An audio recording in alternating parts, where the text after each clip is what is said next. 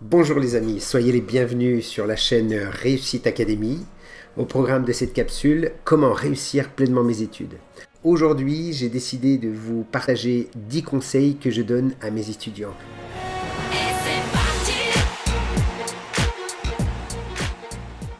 Premier conseil, il n'y a pas de secret. Si vous voulez réussir, eh bien tout simplement, il faut travailler. Sans travail, on n'arrive pas à ses objectifs. Le deuxième conseil, c'est l'organisation. On ne peut pas atteindre les objectifs si on ne s'organise pas. Alors ce que je conseille dans un premier temps, c'est qu'une fois par semaine, par exemple le dimanche soir, prendre une demi-heure pour soi, au calme, et de préparer votre semaine. Préparer votre semaine, ça veut dire qu'il faut vous fixer 2 ou 3 objectifs dans la semaine que vous allez essayer d'atteindre et également prévoir chaque jour le travail que vous allez réaliser, tout en pensant à vous garder des moments de détente, de repos. Donc il faut s'organiser dans votre façon de travailler, il faut s'organiser dans votre façon de gérer votre journée et votre semaine, organiser vos révisions. Vous devez donc planifier en vous donnant des objectifs. Le troisième conseil, c'est donnez-vous des objectifs. Alors des objectifs à court terme, des objectifs à moyen terme et des objectifs à long terme. Il est important d'avoir des objectifs qui sont possibles à atteindre, bien sûr, surtout des court terme et moyen terme. Le long terme, ça peut être votre rêve. Et il faut avoir des rêves. Vous avez plein d'idées, il ne faut pas hésiter à se lancer. Il faut croire en vos rêves, même s'il y a des gens qui ne croient pas en vous, c'est pas un problème. Vous, l'essentiel, c'est que vous croyez en vous.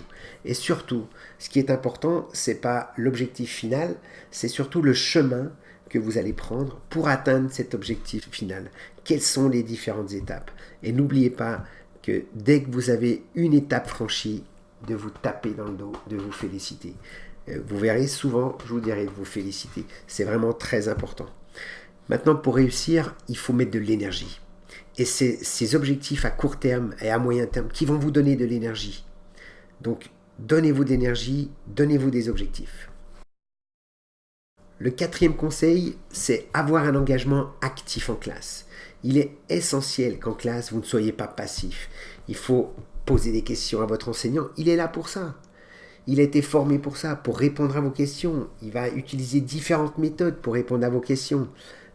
Si vous ne comprenez pas la première façon dont il vous explique, il va vous proposer une deuxième explication. Donc c'est important que vous posiez des questions. Qui plus est, Parcoursup pour les lycéens, Parcoursup c'est essentiel pour votre poursuite d'études. Si vous voulez une bonne poursuite d'études, eh bien les appréciations, même si les résultats sont moyens, peut-être que vous avez des difficultés dans certaines matières, ça arrive à tout le monde d'avoir des difficultés. Ce qui est important, c'est aussi l'attitude que vous allez proposer en classe. Et ça, c'est une chose importante pour les gens qui vont vous recruter. Le cinquième conseil que je vais vous donner, c'est tout simplement le lieu où travailler. Alors bien sûr, vous avez votre chambre, ou peut-être un autre endroit dans la maison, mais il ne faut pas se cantonner uniquement à votre chambre.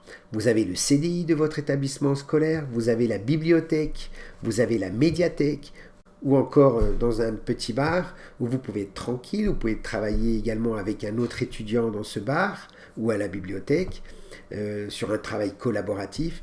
Mais ce qui est essentiel, c'est de ne pas être toujours au même endroit.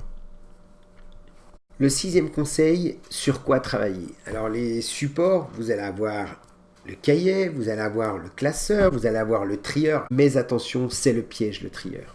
Vous allez avoir des trieurs qui en début d'année vont faire 1 cm d'épaisseur, puis au bout de 2 mois vont faire plus de 10 cm d'épaisseur parce que les étudiants ne trient pas leurs trieurs. Et là c'est une catastrophe, on ne retrouve pas nos documents, on n'est plus organisé, ça devient le fouillis, donc c'est important de trier. Donc trieur oui, à condition de le trier à la fin de chaque semaine. Moi ce que je conseille c'est un classeur avec des intercalaires dans lesquels vous avez bien les différentes matières. Le septième conseil, hygiène de vie. Alors, hygiène de vie, je dirais qu'il faut se lever tôt et il faut se coucher tôt. C'est là où il faut se comporter comme un sportif de niveau, il ne faut pas se coucher à des points d'heure. Il faut se lever tôt également pour que la journée soit prête et qu'on puisse organiser la journée de façon à savoir vraiment comment elle va se passer, comment elle va se dérouler, de façon à perdre un minimum de temps. Il faut avoir ce qu'on appelle des routines.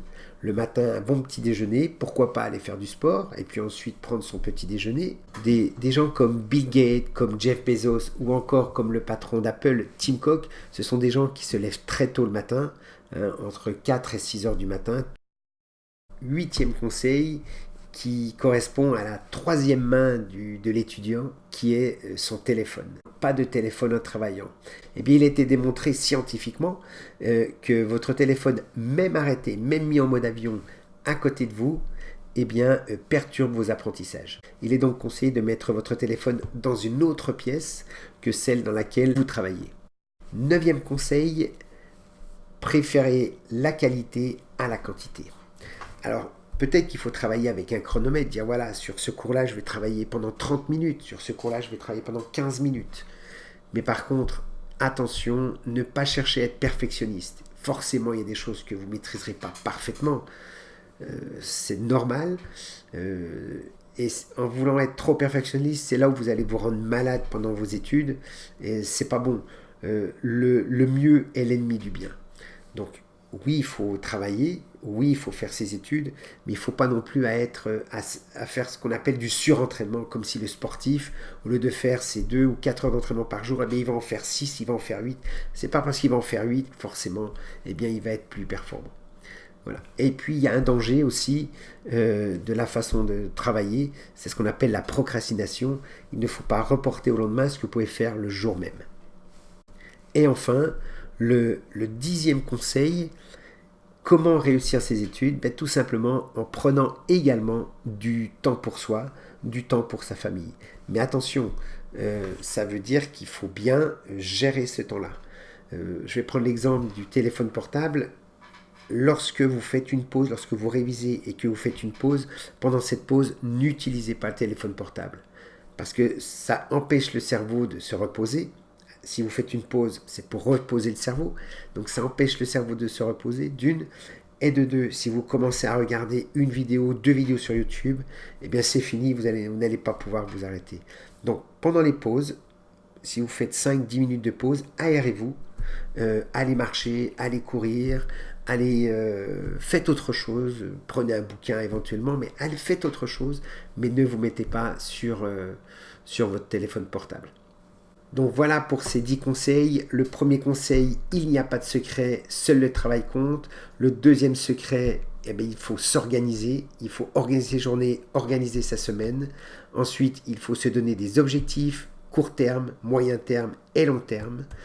Ensuite, il faut avoir de l'engagement actif. N'oubliez pas Parcoursup ou les poursuites d'études pour les étudiants qui sont en BTS ou à l'IUT pour faire la licence pro, le dossier est primordial. Ensuite, trouver un lieu où travailler. Le 6e conseil, attention sur quoi travailler, les supports, attention aux trieurs. L'hygiène de vie, vous couchez tôt, vous levez tôt, souvenez-vous, Jeff Bezos et Bill Gates. 8e conseil, gérer son téléphone. Le 9e conseil, mieux vaut la qualité que la quantité. Le chronomètre, l'horloge, pour pouvoir se donner des durées de travail.